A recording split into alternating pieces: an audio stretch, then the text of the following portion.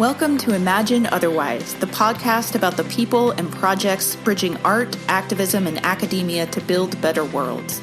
Episodes offer in-depth interviews with creators who use culture for social justice and explore the nitty-gritty work of imagining otherwise. I'm your host, Cathy Hannabach.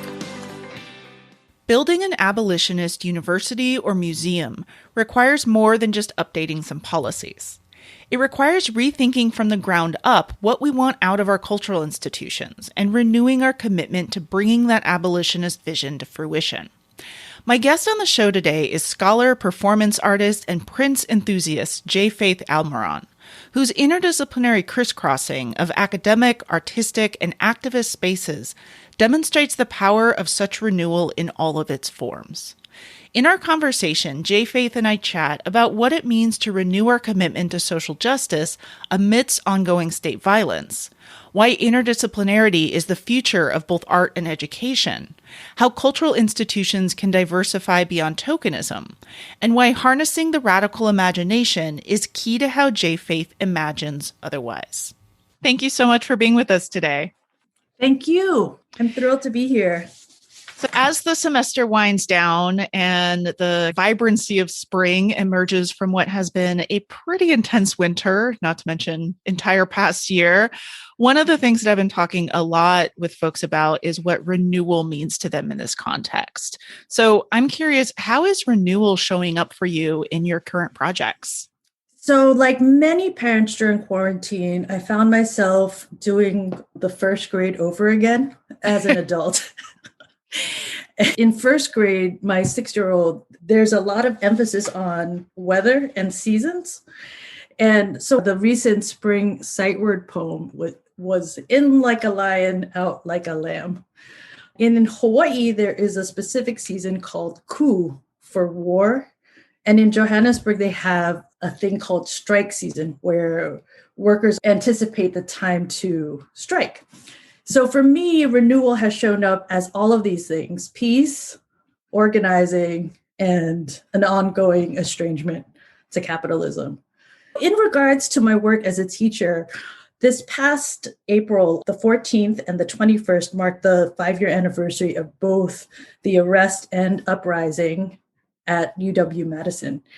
And a collective of undergraduate and graduate students, primarily of color, queer, working folks, invited me to organize and to speak about it alongside Denzel Shabazz, who was arrested in my Black Visual Culture class, as well as another graduate student in the education department and community organizers. Denzel is no longer a student at UW. He was there as an undergraduate when he was arrested, and it was a month before he graduated.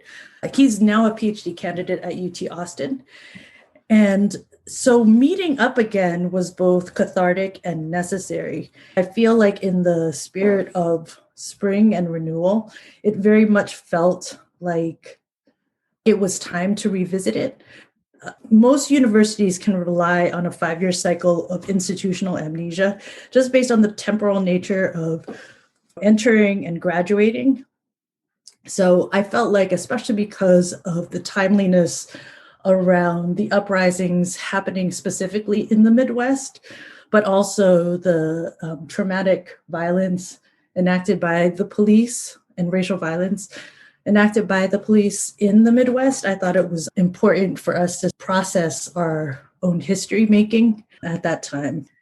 In so many ways, your career is such a fantastic example of the political and the creative power of renewal. And it's one of the reasons why I was so excited to talk with you about this topic.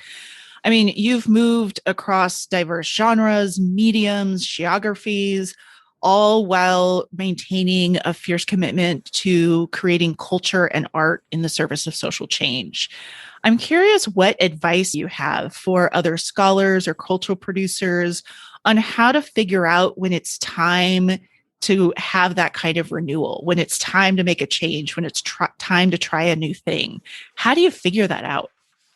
I think that universities are increasingly coming up against the reality that transdisciplinarity is the future. Interdisciplinary and transdisciplinarity, specifically around critical race and ethnic studies, as well as performance studies and cultural studies, especially because of the reckonings and uprisings of not just past year, but of the past decade of organizing. It's important for all scholars and all cultural producers to tap into the multiple things that interest them. That versatility is necessary.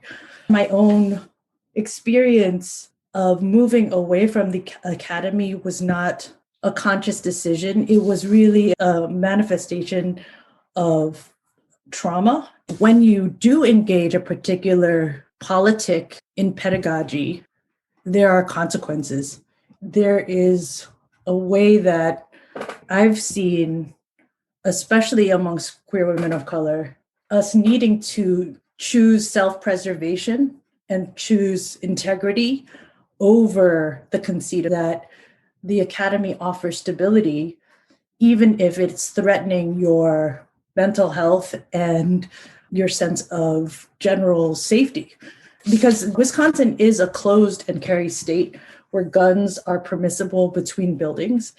And my experience of having 2 white policemen come to my classroom and arrest a student, I took a year off and then I returned. And the very semester that I returned, I had a predator in my classroom, and it took over a month to remove him. I found out in that same moment that he was documented to have stalked and threatened other women of color faculty who had also left Wisconsin. So I guess what I'm saying is that my own decision to leave a coveted position in terms of a tenure track position in an ethnic studies department at a Research One university was a choice towards survival. I would also say that it wasn't until I sort of divorced myself from the state as a worker that I finally became productive as a publishing writer. I think there's something to be said about having the permission in a broader sense, in the world sense. Like, do I feel safe? Am I happy? You won't be able to actually be creative and do the difficult, heavy lifting that writing requires if you don't protect the psyche from which those words come. I don't know, it's weird. I feel like I don't always have wisdom in this as much as experience, and that I'm still sort of coming back to the lessons about those experiences. I think that's really common. When we look back at these kind of storied careers, it's tempting or easy, or maybe even an accomplishment to stitch everything together in a linear narrative, right? Oh, here's the through line. Here's what it all added up to. Of course, we were trying to do that all along, but of course we're not. That's not how careers work. That's not how lives work. That's not how experiences work. That's not how bodies work. So I think what you're talking about in terms of it being a much more complex and windy and contradictory road through one's career, through one's work in the world, both within and beyond the academy, I think that is a very common experience for people who traverse those kinds of spaces. Mm-hmm. Yes. So speaking of traversing a lot of academic and artistic and creative and activist spaces, you have a really long history of working with museums and community art spaces to craft programming that not only brings different groups of people into art spaces, but also to really rethink the role of cultural production in social justice movements and refusing to separate those things. Given how much the pandemic has changed arts programming over the past year, what are you excited to see arts and cultural spaces focus on in the coming years? I think that similar to the academy, it's been a funny time for the art sector. Everybody has experienced this big reveal, which is the overwhelming whiteness of it all, from the overrepresentation in the aspects of leadership and administration and staffing of these places. So I feel like there's sort of been this scramble around like, oh, we need to finally hire a Black curator at the Guggenheim, or I think this might be a good time to have the board member who engages in poisoning protesters step down. I mean, one of the things that I would like to challenge museums and cultural institutions would be to do more than just hiring one or two more chips in the cookie, and also opening these spaces for socially engaged art practices and curriculum. I think a lot of times it's still quite tokenizing, and it's not enough. I mean, representation is still vital, and representation is part of the first step, but it's also about having political commitments that run broadly. The other thing too that I learned with Wisconsin was that after the arrest and after the uprising, there was this push for more cluster hires around both ethnic studies and women's studies. But there wasn't any kind of reflection around retention. So it's like you can bring people in, but if the space remains toxic, abusive, and violent towards educators or artists who are doing the difficult work around racial justice and gendered inequalities, then it's like having a hole in a boat. It's just going to sink. We're not actually rebuilding anything. We're just patching up vessels that go nowhere. I like to think about, what does an abolitionist museum look like? What does it look like to really uproot the colonial origins within these places? What would it look like, thinking about community control over the police? What would community control over the museum look like? What if the stakeholders were actually people who lived in the neighborhoods or in the cities that these museums habitate?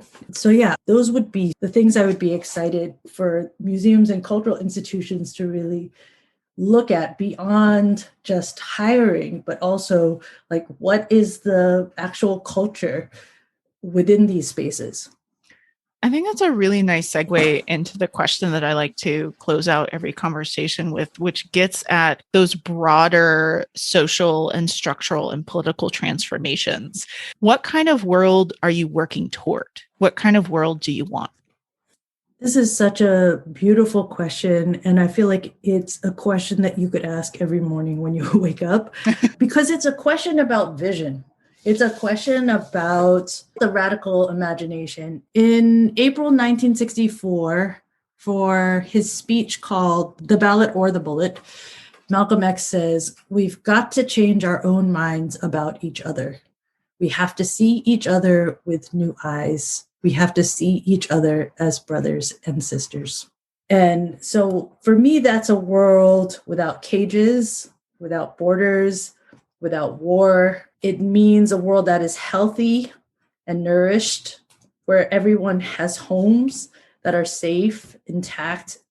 It is a place that nourishes creativity, where creativity is king instead of disaster, instead of death, that we are excited about every day because we are free to be who we are.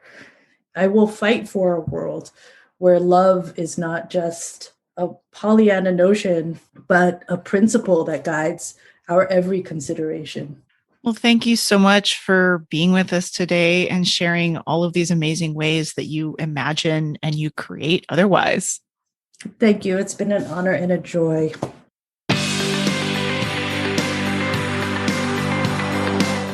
Thanks for listening to another episode of Imagine Otherwise.